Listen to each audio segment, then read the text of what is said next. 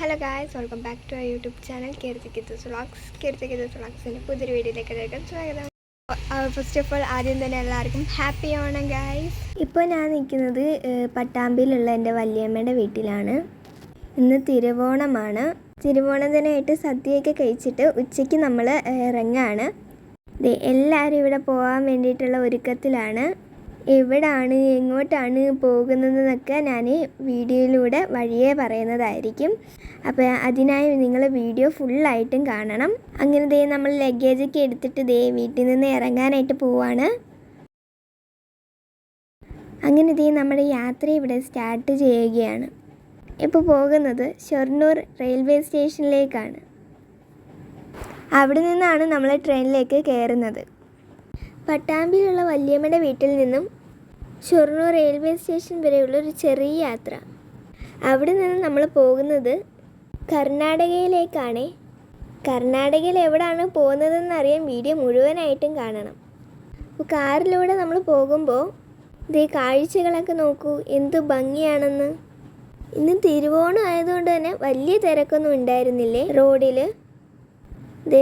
പറഞ്ഞ് അങ്ങനെ നമ്മൾ ഷൊർണൂർ റെയിൽവേ സ്റ്റേഷനിൽ എത്താറായിട്ടുണ്ടേ. കേരളത്തിലെ റെയിൽവേ സ്റ്റേഷനുകളിൽ വലിപ്പത്തിലുള്ളവരിൽ വലിയൊരാളാണല്ലോ ഷൊർണൂരിലെ റെയിൽവേ സ്റ്റേഷൻ.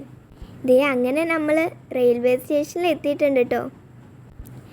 അങ്ങനെ നമ്മൾ റെയിൽവേ സ്റ്റേഷനിൽ എത്തിയിട്ടുണ്ട്.